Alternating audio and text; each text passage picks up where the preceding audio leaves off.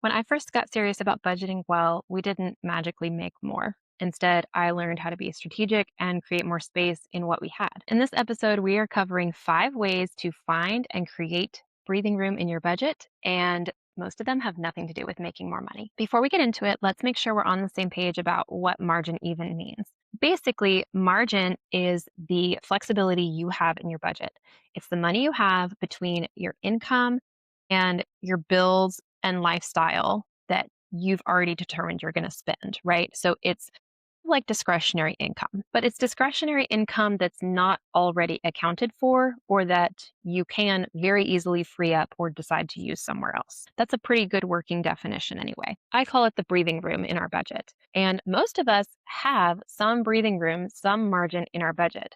But a lot of the times it gets used up because we're not intentional, we're not thinking about it, or we have not even been paying attention to where our money is going in the first place. So we end up spending it on things that don't move us in the direction that we want, and it gets lost. A lot of what we're talking about today is simply about how to reclaim that margin, identify it, and put it all together in a nice big pile that can go towards your goals. If we can reclaim it, that margin is going to be key in helping to pay down debt, build up savings, or whatever else you really need to do right now. And to help you with this, I've created a tool that will help you quickly identify the main category out of these 5 that you should be focusing on because it will give you the most bang for your buck, if you will, when you're trying to find your margin. So you can wait for that. You can also check the description for the link to that. It's a pretty fun little tool to use. So let's get into these categories, shall we? The first one, number 1, is to have a budget. Now, that might seem pretty obvious, but if you do not have a plan for your money, you can't know very well how your plan is going. It's very hard to find breathing room in your budget if you don't have one. So, number 1, we're going to have a budget. We're going to have a budget that's working and that we are in the habit of keeping track of. You can look at my previous episode for ways to make your budget work if you have tried this before and haven't been successful. But that is really going to be the starting point to all of the change and all of the momentum that you find in trying to reach your money goals is going to be starting with a clear budget and being able to stick with it and tweak it to actually work for your life. You might already know some steps you can already take towards doing better with your money, finding margin, but without having something clear in front of you and without being able to see your spending, you're not going to have nearly as many things on your radar that you can change or find alternatives for.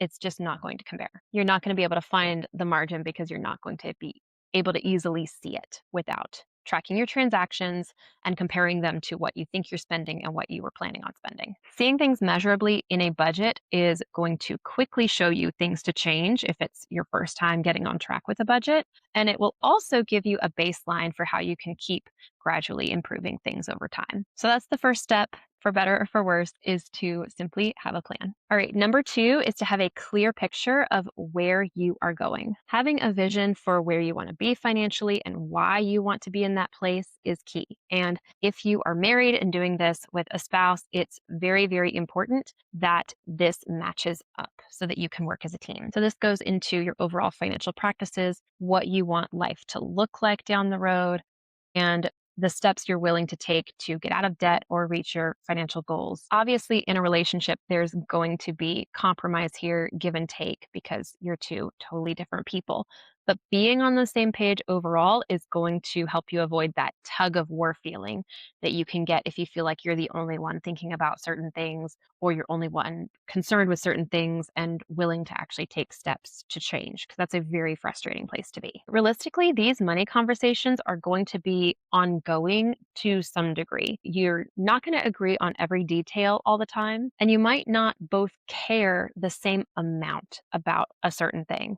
But agreeing on the big things and both caring enough about where you're headed to actually address the big things and talk about them is the main idea here. And obviously, this is a process. It's a process that's going to be even more important and more influential than even the budgeting piece. So it is worth taking the time to have the difficult conversations, being willing to take it slow if needed and gradually work towards unity. That long term is going to be better for you financially even than any of the other stuff that I'm talking about. Moving on, the third way to create margin in your budget is to lower those variable expenses. So, variable expenses are things that you can easily spend more or less money on, and it's more within your control. So, think about things like groceries and eating out, fun money, or really any category of like discretionary spending or lifestyle spending, entertainment, subscriptions for a lot of things. I could go on and on. Looking at each of these categories individually and asking yourself how much you can realistically cut or how much you're willing to cut is honestly one of the biggest ways that you can free up money. In fact, one of my favorite things to do, probably about once a year, is to just do a subscription audit and look at every single thing that is coming out of our bank account. Because typically I find things that we don't use anymore and I can cut those and free up however many dollars per month. And that feels really, really good. I'm not saying it's always easy, but this is an area where you can make adjustments more easily or more quickly. And a lot of times you can do it without it impacting your lifestyle a huge amount. Moving on, we're going to look at fixed expenses. This involves changing your bills in some way or looking for alternatives. So think switching cell phone carriers, think about shopping around for insurance. The biggest example of this, honestly, would be changing your housing situation, either moving to a less expensive area, downsizing, selling a home and going into a renting situation temporarily to clean things up and get to a better place.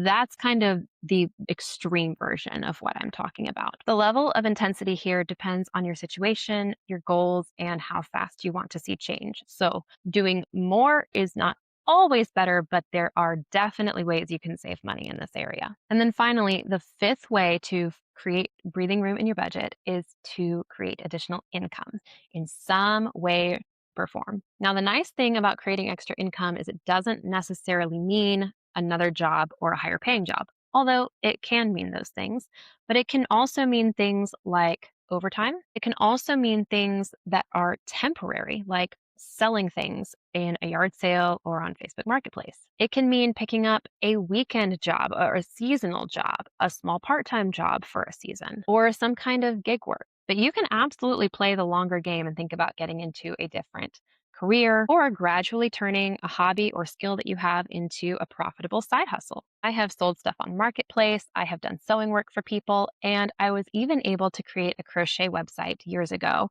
that turned a hobby and a skill that I had into a way to make money. And I wasn't even selling crochet items, I was selling digital items like patterns and classes. And that turned into a real blessing for me and my family. Use these categories to brainstorm and then go through and pick the most impactful ideas to start on so that you can see momentum. And if you want help with that, be sure to grab the tool that I'm going to link below. This is my tool that I've created. It's called the Budget Buffer Blueprint, and it will help you find the best category to focus on that's going to give you the most return on your time and effort when it comes to creating this extra space in your budget. I hope you have a good day.